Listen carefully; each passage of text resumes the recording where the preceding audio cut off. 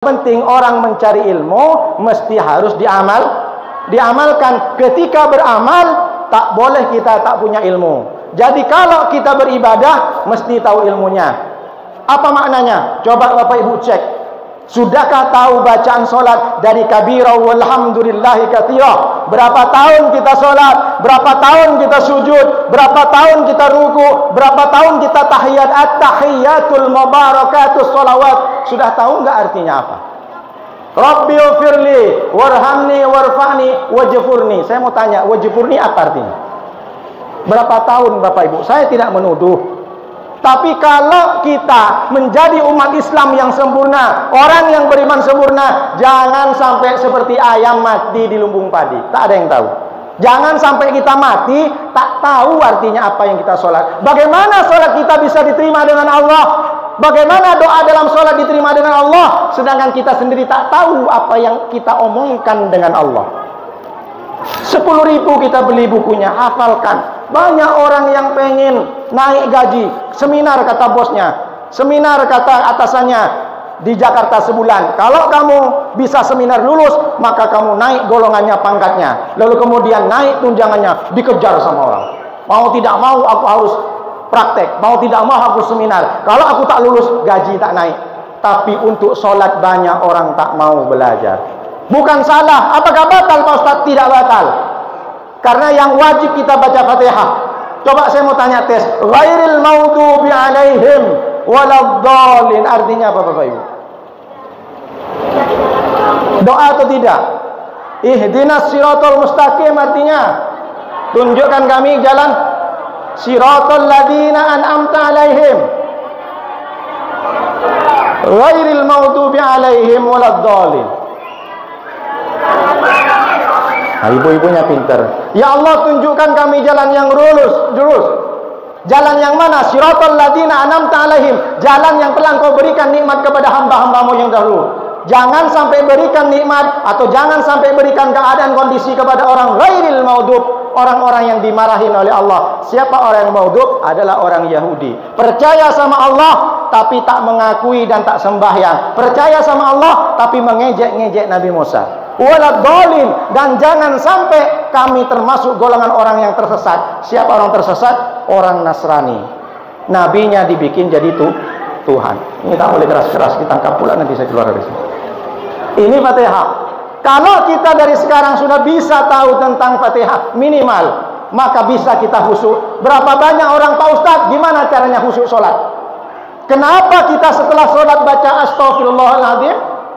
Bukankah kita sudah sholat bertemu dengan Allah? Mestinya kita alhamdulillahirrabbilalamin. Tapi selesai sholat, Ustadz Effendi menyampaikan Astaghfirullahaladzim alladzi la ilaha illa huwal hayyul qayyum. Karena kita mungkin banyak salah dalam sholat. Mungkin kita tak khusyuk dalam sholat. Allahu Akbar. 1 rakaat. Kayaknya nanti habis sholat kita mau ke tenda sebelah. Kenapa?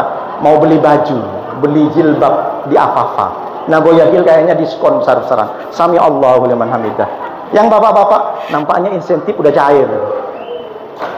Batal Pak Ustaz? Tak batal, tapi khusyuk tak ada. Kalau kita tak tahu apa yang kita bicarakan dengan Allah, bagaimana Allah memberikan keberkahan dalam sholat? Betul.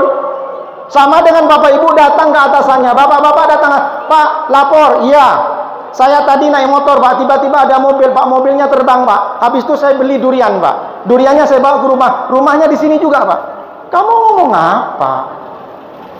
Tak teratur, tak tahu yang kita omongkan dengan Allah. Ini bukan saya menyinggung. Dulu saya pernah tak tahu, tapi saya ijtihad. Dari mulai Allahu Akbar sampai Assalamualaikum, alhamdulillah, insyaallah karena saya belajar. Makanya kenapa Sayyidina Abu Bakar ketika Allahu Akbar nangis Abu Bakar. Kalau sekarang nangis bukan karena utang tak bayar, kredit diminta-minta terus telepon. Allahu Akbar sudah nangis Abu Bakar. Apa? Abu Bakar tidak hanya memaknai Allah yang maha besar, tapi ditadabbur, diteliti, dicermati makna Allahu Akbar.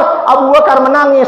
Ya Allah, ternyata Engkau yang besar. Mungkin berapa hari yang lalu saya merasa lebih besar daripada tetangga, merasa lebih amazing daripada kawan sekantor, merasa lebih benar daripada orang. Tapi sekarang ya Allah, saya Allahu Akbar, ternyata Engkaulah yang besar. Aku hina ya Allah, aku rendah ya Allah, nangis dengan dosa-dosa. Apakah kita bisa seperti Sayyidina Abu Bakar? Lalu bagaimana kita pengen tak surga seperti apa? Kita pengen mengumpul dengan Sayyidina Abu Bakar. Kalau dalam solat kita tidak khusyuk. Sayyidina Ali jangankan solat, ketika asyhadu an la ilaha illallah azan, nangis Sayyidina Ali. Berapa banyak orang yang mendengar azan tapi dia misah, nanti dulu, sebentar lagi. Besok kan masih ada lagi duhur. Duhur bukan sekarang. La ilaha illallah. Dia tidak terketuk hatinya ketika ada azan. Bukan di sini, kalau di sini aman semua. Semuanya datang masjid. Amin ya rabbal. Berjemaah full di sini. Saya tanya tadi full sampai ke belakang. Amin ya rabbal. Subuhnya 10 saat kan Ustaz?